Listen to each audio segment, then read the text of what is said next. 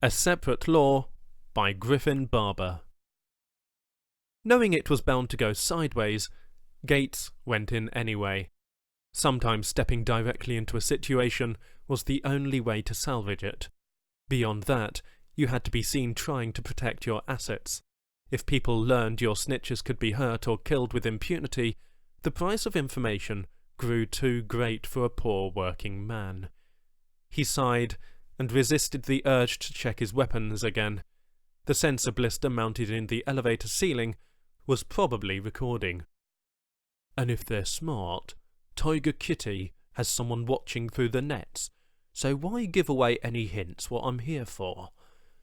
The tenement elevator creaked to a stop, door opening at a decrepit place Gates found both annoying and symbolic of the general state of the planet and its vast populace of civilians.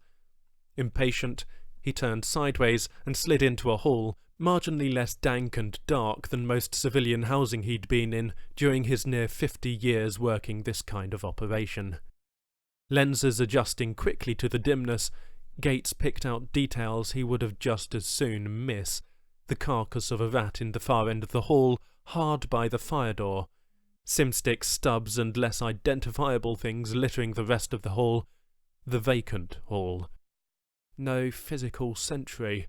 Not so smart, after all. It is late, but still, I thought Tiger Kitty smarter. Gates walked past the door, put his back to the wall beside it, and pulled the local-built compromiser out. He hated relying on local, untested tech, but in this case the possibility of leaving an electronic signature that could lead investigators to suspect an off-planet connection was not acceptable. He needn't have worried. The local locks proved less reliable than the compromiser, releasing their hold on the door in a few seconds. He put the compromiser back in his pocket and drew his sidearm. The cheap door groaned along its tracks as it opened. He stepped inside, gun in the lead and sweeping the corners for targets. Short entry hall, opening on the left for a kitchenette, another opening straight ahead. He checked the kitchen. Tiny, full of stinks, smears and discarded food containers. No threats. Moving on, Gates entered the main living area. A female, snoring lightly, arse up on an air mattress, laid out in the midst of what appeared to be an incongruously pricey entertainment system. The grinding whine of a poorly maintained waste recycling unit announced the presence of the other inhabitant and identified the room off the living area as the bathroom. Gates crossed the floor in a few strides, put his back to the wall. The bathroom door popped open, his quarry shuffling out. Tiger Kitty had looked better in the booking vids. Shortly, he would look a lot worse. Gates kicked out hard into the back of his knee. Kitty went down hard, head caroming off the entertainment console's casing and activating the system. Satterball scores and standings scrolled through the air between them. Gates closed and snapped another kick into Kitty's face as he rolled over. Tiger Kitty collapsed onto the mattress, waking the sleeper from her doped slumber. "What?" Doper asked. "Angelique sends her regards," Gates said, stepping forward and sending his boot into the woman's groin. Doper wheezed, rolling into a ball in a belated attempt to protect herself. Kitty was trying to shake the stars from his eyes.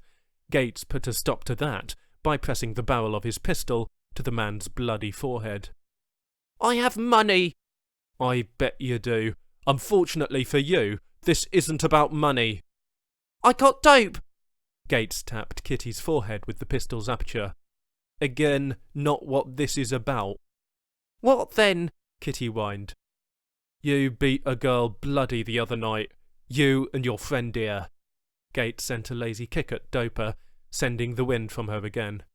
"Turned her up real good, all because she had the nerve to come looking to buy from you, money in hand, no less."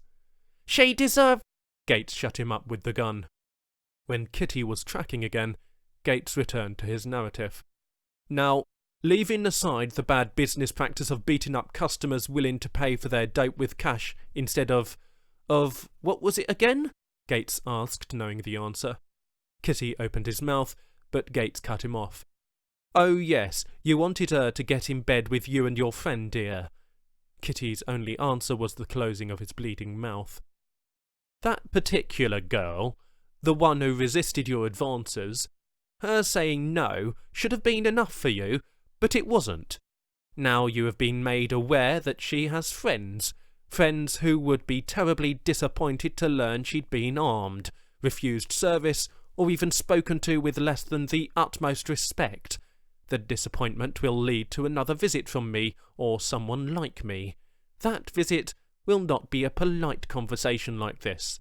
In fact, very little would be said, beyond a bit of begging on your part, if the messenger was into listening to such before he blew your brains out the back of your head. Gates smiled. Am I understood? Wiping his bloody mouth, Kitty nodded. Tell me I won't have to come back. Kitty spat blood. You won't.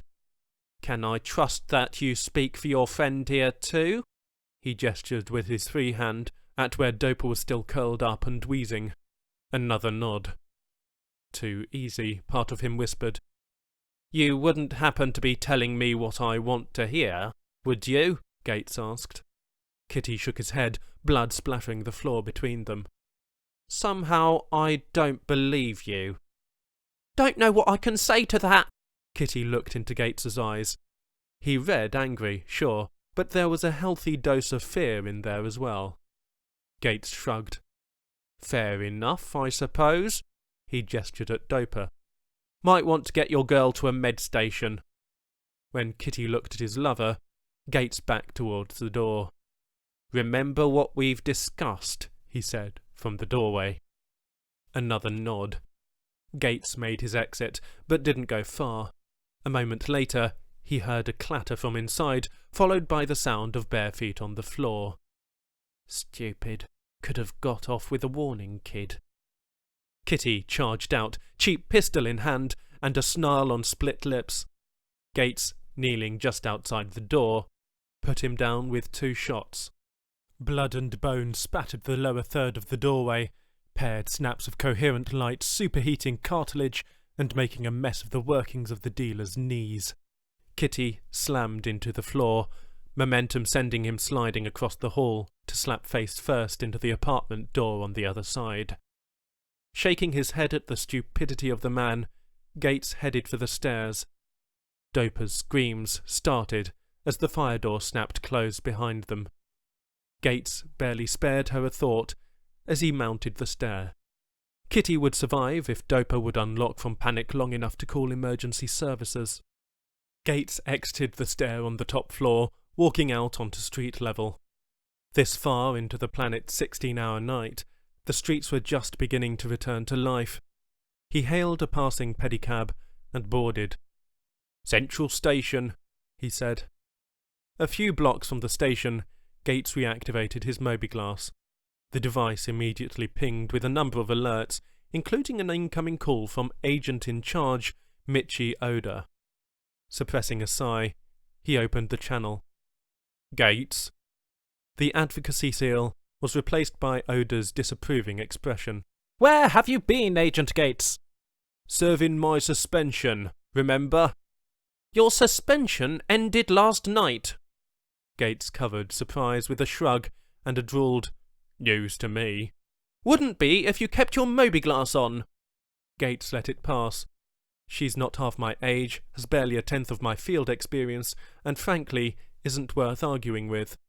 I assume you aren't calling to congratulate me on my reinstatement, then? He asked. No, she answered, lips twisting as if she found her next words distasteful. Though I am required to formally lift your suspension for the record.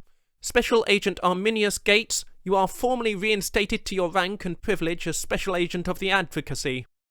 Thank you, Special Agent Oda. She tossed her head. Wouldn't have happened were it up to me. Again he let it pass, focused instead on what was important. Suspecting he'd be riding a desk, doing something boring like background investigations on potential civilian contractors, he asked her, What assignment, then? He hadn't thought she could look more bitter. You're going back to the black box. Special Action Division requested your return. Home. He couldn't keep a raw smile from creasing his lips. Thank you, Special Agent Oda.